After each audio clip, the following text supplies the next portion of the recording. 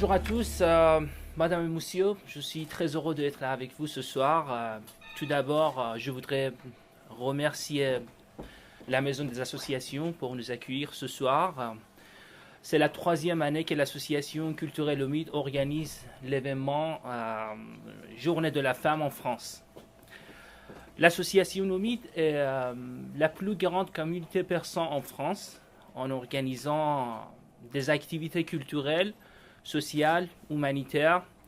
On souhaite faciliter l'intégration des migrants dans la société d'accueil. Ce soir, nous allons parler de la situation des femmes en Iran et en Afghanistan. Moi, je pense que vous savez tout, que la situation des femmes en Iran et en Afghanistan est assez compliquée. Alors, je vous laisse te parler un petit peu en tant que président de la maison de l'association. Après, je vais inviter le premier invité. D'accord. Oui, bonsoir. Donc, pour celles et ceux qui ne me connaissent pas, je m'appelle Esther Besson-Polacek. Je suis responsable de cet équipement. Et bienvenue chez nous à la Maison de la vie associative et citoyenne, qui est un équipement municipal de la ville de Paris. Alors, j'ai tenu à ce que l'association Omid revienne cette année parce que j'ai été vraiment impressionnée par la qualité de leur conférence l'an dernier. Je trouve que vraiment, on a beaucoup de choses à apprendre de vous. Et merci. Je vous en prie. Merci. Et voilà, là, c'est le type d'association qu'on aime accueillir dans une maison de la vie associative, des personnes qui donnent beaucoup, qui créent des choses, qui viennent soutenir et qui créent de la vie et de l'accompagnement là où il y a des besoins. Voilà, pour élargir rapidement sur le programme de la journée de lutte pour les droits des femmes, nous avons également ici la présence des colombes transfrontières qui seront aussi des femmes fortes, des femmes indépendantes qui vont vous présenter leurs travaux demain. Donc revenez nous voir demain à midi à partir de 12h30. Pour un vernissage et puis ensuite vous pourrez repartir en balade pour découvrir aussi des femmes, le regard des femmes dans cet arrondissement-là, autrement dit les femmes dans l'histoire, parce qu'on oublie aussi beaucoup les femmes qui ont fait l'histoire et qui ont participé à l'histoire, parce que souvent elles restent dans l'ombre. Et ben, ça sera l'occasion également de parler d'elles. Mais maintenant, je laisse l'association Omid parler. Merci beaucoup. Des femmes. Merci beaucoup. On va commencer par Madame Shahla Shafir, écrivaine et sociologue iranienne. Shahla Shafir a publié des ouvrages de fiction et des essais où elle analyse notamment les phénomènes de l'islamisme et ses conséquences sociales, culturelles et politiques. Avec Islam politique, sexe et genre et la lumière de l'expérience iranienne, PUF, elle a reçu le prix Le Monde de la recherche universitaire. Son dernier essai porte sur l'image de Simone de Beauvoir en Iran et son évolution des années 1970 à aujourd'hui. Il s'intitule Le rendez-vous iranien de Simone de Beauvoir. En 2017, Shahla Shafir a été reçue chevalière de Légion d'honneur. Madame Shafir. Bonjour. Je suis heureuse d'être avec vous ce soir à l'invitation de l'association Omid pour partager avec vous quelques réflexions, surtout autour du dernier ouvrage qui sort. Et donc, je pense que voilà, c'est aussi un plaisir pour moi d'être ici, bien sûr, Paris, à côté, accompagnée par les jeunes Iraniens qui font des activités fort intéressantes.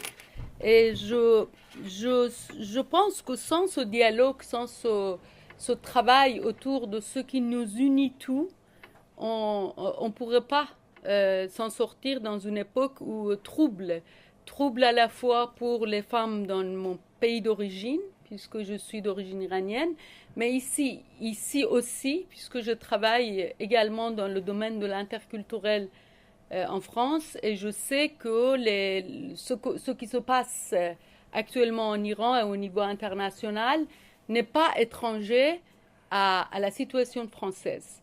Donc la question de ce que Saïd a dit aussi, l'islamisme qui est différent de l'islam pour moi, c'est l'islam en tant que croyance et religion et l'islamisme en tant qu'idéologisation de religieux et instrumentalisation de la religion à des fins politiques, c'est un phénomène mondial. L'islamisme comme une idéologie politique et non pas comme une pratique religieuse a la particularité de se fonder sur quelque part une sacralisation de la différence des sexes et de la discrimination envers des femmes. Vous savez très bien que même en France, on n'est pas encore arrivé à l'égalité réelle, qu'il y a quand même les différences entre les femmes sont pas honnêtes. L'égalité est affichée par les lois. Nous sommes dans un pays qui heureusement affiche les lois égalitaires, mais on n'est pas encore dans l'égalité réelle. Mais c'est pas du tout la même chose quand vous avez un pays comme l'Iran ou Afghanistan aussi quelque part, mais en Iran je parle de l'Iran. Après il y aura des personnes qui vont parler de l'Afghanistan. Donc quand c'est pas la même chose, quand le pouvoir en place sacralise la discrimination entre les femmes et les hommes au nom de Dieu. Donc ça c'est quand même une situation autre. Et cette situation autre a été imposée à nous, ce qui est le paradoxe de l'histoire, par une révolution qui se voulait égalitaire. Et par une révolution qui se voulait libertaire. Si vous voulez, libertaire, pas dans le sens qu'on connaît, pas dans le sens du mouvement libertaire, mais en fait, en 1979, j'étais une étudiante jeune de gauche et je participais activement dans cette révolution qui promettait un avenir meilleur pour l'Iran. Mais ce qui est arrivé après, c'était tout à fait le contraire. C'était une sacralisation des discriminations. Et ce qui, à l'époque, moi je suis arrivée, je suis restée dans mon pays puisque j'avais beaucoup d'espoir.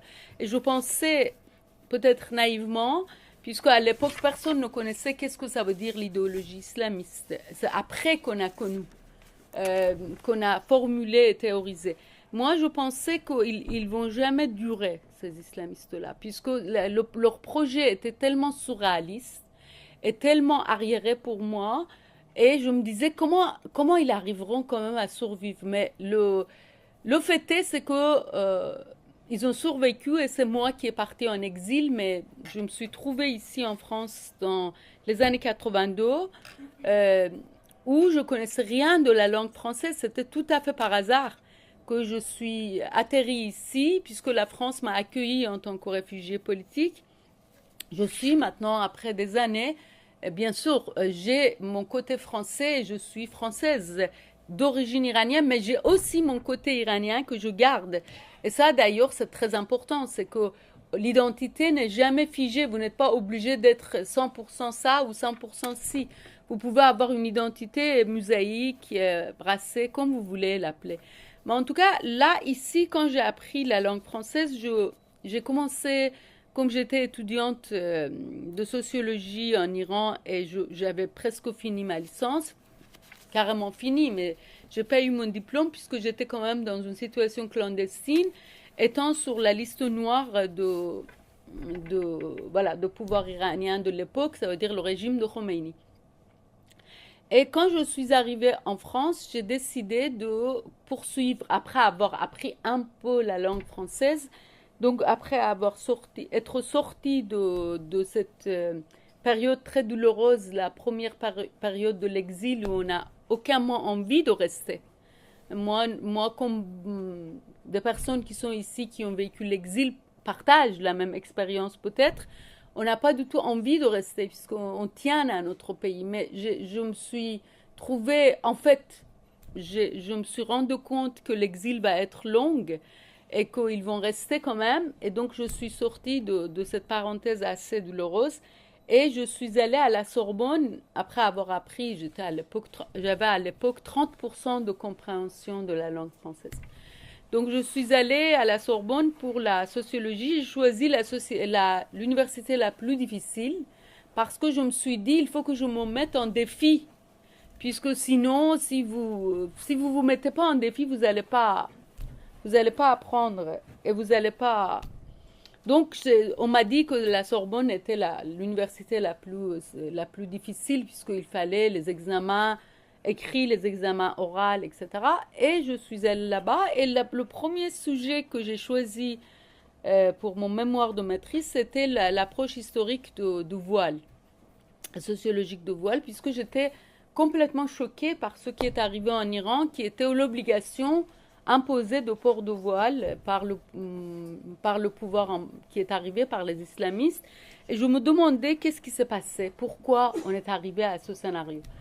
Et donc là, quand je suis allée à la bibliothèque de Marguerite Durand, j'ai trouvé un dossier sur une commission qui était allée en Iran à l'époque, puisque en 1979, presque quelques semaines après l'arrivée de Khomeini en Iran et l'instauration de pouvoir islamiste, il y a eu un appel de Khomeini pour que les femmes portent le voile, obligatoirement dans le lieu de travail. Et moi, ici dans cette bibliothèque, j'ai trouvé un dossier sur cette affaire-là où Simone de Beauvoir, sous la présidence de Simone de Beauvoir, il y a une commission de féministes françaises qui était allée en Iran pour soutenir le mouvement des femmes, puisque les femmes étaient dans la rue pour protester contre le voile obligatoire des milliers de femmes iraniennes. Il y avait des journaux de l'époque, bien sûr, Le Monde, Libération et les autres, Humanité et les autres journaux, mais il y avait aussi le rapport de cette commission qui pour moi était un choc culturel, puisque je ne connaissais pas cette histoire. Ça veut dire, en fait, moi, je ne connaissais pas cette dimension de l'histoire de mon pays. Et donc, je l'ai bien photocopié et amené avec moi. Et des années après, bien sûr, c'était un point pour réfléchir. Et des années après, au début de 2000, quand il y a eu un mouvement des jeunes femmes iraniennes, des jeunes féministes iraniennes plutôt, avec quelques hommes aussi, il ne faut pas oublier des jeunes hommes iraniens, qui ont créé la campagne d'1 million de signatures pour l'abolition des droits discriminatoires. Il y avait quand même l'image de Beauvoir qui était très présente dans ce mouvement. Et ça m'a ramené aussi au début de cette révolution. Je me suis dit quand même, il y a une continuité historique. Et troisième fait, c'est que pour mon roman, puisque j'ai publié l'année dernière, non, il y a 2 ans, un roman qui s'appelle Demande au miroir. Avant, j'écrivais des nouvelles, mais c'était le premier roman en français, en langue française. Donc là, il y avait un personnage d'un jeune qui venait de l'Iran. Et pour l'écrire, j'ai consulté les blogs des jeunes iraniens. Et à l'époque, ça veut dire l'Iran est un pays qui accueille pas mal, qui a été parmi les premiers pays à accueillir les blogs. Le phénomène de blog a eu un succès fulgurant en Iran parce que c'était une forme de liberté d'expression et les jeunes y écrivaient avec des pseudonymes, avec des choses, mais tout ce qu'ils sentaient, tout ce qu'ils ressentaient. Actuellement, les canaux, le Telegram, le Facebook, le Twitter, c'est quand même, les mots sont limités. Mais ça a fait un peu déserter. Les blogs n'ont pas la même ampleur, comme on a discuté la dernière fois ensemble avec Saïd. Mais de toute façon, pour moi, pendant une année, j'ai suivi ces blogs. Et dans ces blogs, j'ai vu quand même que Simone de Beauvoir était là. Que ce soit auprès des jeunes femmes ou des jeunes hommes, il y a eu quand même pas mal des écrits très sensationnels, avec une image qui peut-être, si Simone de Beauvoir était vivante, elle serait très étonnée d'être regardée comme ça par une jeunesse iranienne, que ce soit les jeunes femmes ou les jeunes hommes. Donc pour moi, l'ensemble de ces éléments sont devenus objet de ce livre, d'une réflexion plutôt sur ce qui était ma génération à moi et les jeunes actuels. Et quand je dis ma génération à moi et les jeunes actuels, je parle des jeunes qui lisent, qui réfléchissent. Je ne parle pas de toute la jeunesse, puisque effectivement, la jeunesse iranienne, comme ici, la jeunesse française, est très multiple, c'est très varié. Il n'y a pas une jeunesse iranienne. Il y a, moi, je parle de la jeunesse qui est équivalente de ce que j'étais à l'époque. C'est une jeunesse qui lit, qui est curieuse pour chercher dans les livres, dans les lecteurs, dans les lectures et dans les discussions des perspectives. Et c'est ce que j'ai trouvé effectivement, que je développe bien sûr dans ce livre. C'est aussi une image qui pourrait choquer parfois. En fait, on parlait avec Saïd, on disait que parfois en France, on a deux extrêmes par rapport à l'Iran, deux extrêmes par rapport à l'image. C'est que d'une part, on a l'image des femmes qui sont toutes des femmes victimes d'un système qui, bien sûr, est discriminatoire et qui est fondé sur l'oppression sexiste et la discrimination sexiste. C'est pas que ce soit un régime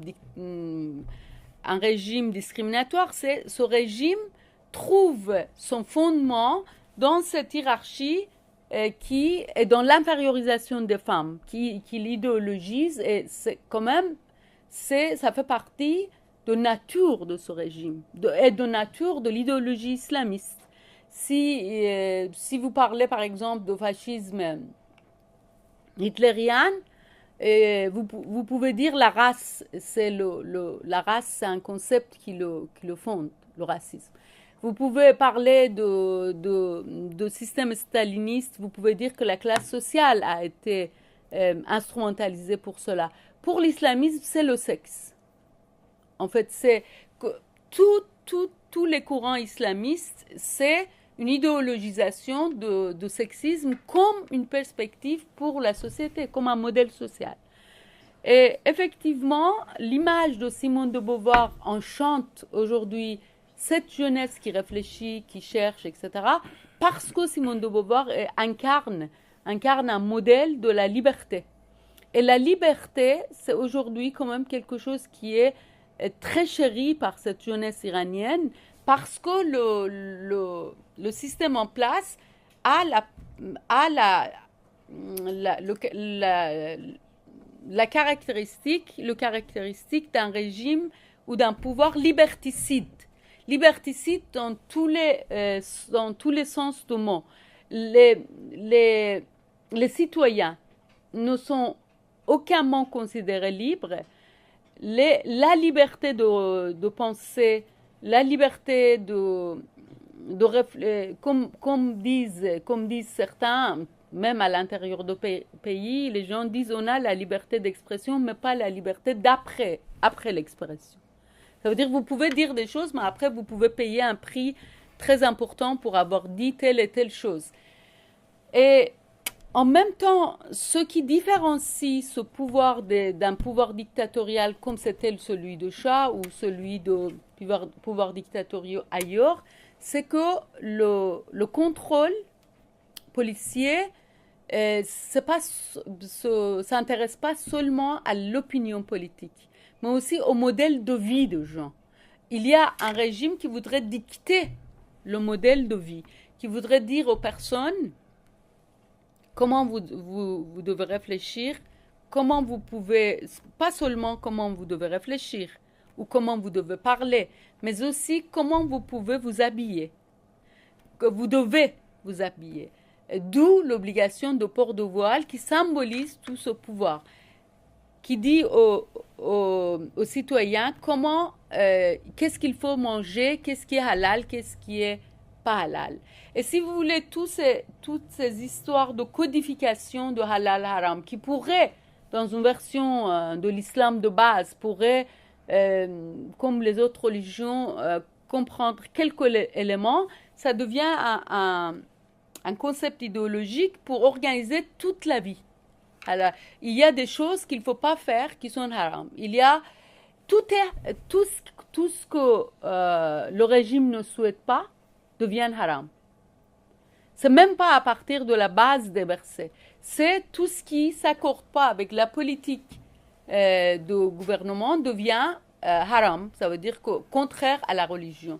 Et c'est pourquoi même les musulmans les gens qui sont... De toute façon, il y a une discrimination entre les minorités religieuses, avec les minorités religieuses. Les non-musulmans sont discriminés, bien sûr, puisqu'ils et elles sont mis sous la loi du pays qui est la loi de Charia. Mais en même temps, il y a aussi des minorités comme Baha'i qui sont considérées absolument interdites puisque c'est une religion qui vient après l'islam. Les minorités autres aussi, qui sont des minorités ethniques, subissent des discriminations, mais les femmes, au milieu de tout ça, elles cumulent toutes ces discriminations puisque les femmes ne sont pas la minorité. Les femmes sont, ce qu'en France aussi, ça fait de bien de le rappeler au 8 mars, les femmes ne sont pas une minorité, les femmes sont la moitié et parfois un peu plus. Majorité, oui, parfois un peu plus de la moitié de la société. Elles sont à la fois dans les minorités ethniques, dans les minorités religieuses, et ça c'est quand même une réalité qui rend les situations des femmes beaucoup plus symboliques aussi. Et autre chose que je voulais aussi rappeler à cette occasion de 8 mars, qui est la journée quand même des droits des femmes, c'est que les droits des femmes, comment à l'époque Simone de Beauvoir, pour finir avec ça aussi, Simone de Beauvoir, quand elle a envoyé, ça veut dire elle pouvait pas être elle-même à l'époque en Iran, il y a eu cette commission qu'elle a présidée. Il y a eu à Paris même les étudiants iraniens de l'époque qui sont allés lui dire pourquoi, puisque c'était des gens qui pensaient que la révolution anti-impérialiste était plus importante. Comme moi, en tant qu'étudiante de gauche, je pensais la même chose. On lui a demandé pourquoi vous vous mêlez dans les affaires des autres. C'est leur culture. Ce qu'aujourd'hui on nous dit aussi ici en France, chaque fois qu'on dit voilà, il y a telle chose, par exemple sur l'excision on a eu le même débat, sur le voile on a eu le même débat. Chaque fois qu'il y a une question de répression sexiste, on dit c'est leur culture, c'est leur tradition. À l'époque, de Beauvoir était face à cela aussi. Elle a répondu quelque chose qui est tout à fait juste. Et moi, je pense qu'il faut répéter cette réponse tout le temps. Elle a dit, écoutez, une révolution qui ne tient pas compte des droits des femmes va dériver grave. Et ce qui s'est arrivé. Après, comme je l'explique dans le livre, elle a fait d'autres dialogues et au début du deuxième sexe, on lui demande, puisqu'il ne faut pas oublier que quand elle a écrit le deuxième sexe dans les années fin des années 40, elle a été très critiquée. Il y a eu même des hommes célèbres ou les hommes intellectuels qui l'ont appelée une femme frigide, qui se mêle dans les affaires de toutes les femmes. Et on lui a dit, écoutez, pourquoi vous vous permettez de parler pour toutes les femmes? Vous êtes une femme intellectuelle, vous avez un niveau de vie qui est convenable. Et comment vous savez que les femmes dans le harem ou les femmes des classes ouvrières ou les femmes travailleuses ne sont pas heureuses? Comment vous le savez? Comment vous pouvez décréter que sans égalité ni la liberté, les femmes ne sont pas heureuses? Et elle a répondu, elle a eu une réponse, je pense, qui est valable même aujourd'hui en France et partout. C'est qu'elle a dit, le bonheur, c'est quelque chose de très subjectif. Ça veut dire, vous pouvez aujourd'hui vous sentir heureux, et dans 10 ans, avec un événement dans votre vie personnelle, vous pouvez vous sentir malheureuse. Donc, le sujet de droit des femmes n'est pas le sujet de bonheur. C'est le sujet de droit, d'avoir le choix et avoir une multiplicité de choix dans la vie ouvert par les droits. Donc, quand on parle des femmes, pourquoi on insiste toujours de parler de bonheur? Alors que le bonheur est subjectif. Si vous n'êtes pas libre, comment vous pouvez même sentir votre situation actuelle et avoir un choix pour aller vers le bonheur? Et c'est ça la question des femmes. La question des femmes, puisque les femmes sont, par rapport à leur statut de mère, épouse, sœur, etc., sont toujours la question qu'on appelle la question des femmes, qui n'est aucunement la question des femmes. C'est la question du système social, la question de la société. C'est aussi la question des hommes, c'est la question du rapport entre femmes et hommes. Ce qu'on appelle la question des femmes n'est pas la question des femmes. Et donc, effectivement, quand vous organisez une société sur l'infériorité et sur l'inégalité, les hommes aussi en payent le prix. Aujourd'hui, en Iran, par exemple, le système hiérarchisé, après l'autre intervenant en parlera, le système hiérarchisé qui a été instauré par la loi, au nom de Dieu, ça a imposé une sorte de totalitarisme, un pouvoir au contrôle totalitaire de tous les citoyens, et les hommes n'ont aucun droit en tant que citoyens non plus. Tout le monde est sous l'autorité de leaders religieux supérieurs, et effectivement, les droits des citoyens tout simplement n'existent pas.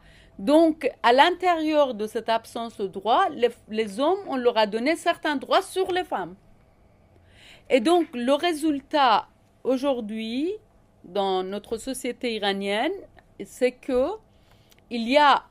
ce système a généré la corruption totale, puisque quand vous avez ce système dictatorial à l'extrême, effectivement, jamais le pouvoir ne rend pas compte au peuple. De toute façon, en plus, vous avez le pétrole, vous avez voilà, tous les éléments qui permettent au pouvoir de bien faire les choses qu'il veut sans avoir besoin de l'opinion publique, sauf s'il y a une révolte massive, etc. Et dans ce système, il y a une corruption totale, et en même temps, alors qu'on ne savait pas à l'époque qu'est-ce que ça veut dire l'économie islamiste, personne ne le savait et personne ne le sait aujourd'hui non plus. Aujourd'hui non plus, on ne le sait pas. Qu'est-ce que ça veut dire une économie islamiste? Mais le pouvoir a beaucoup appuyé sur les slogans de morale.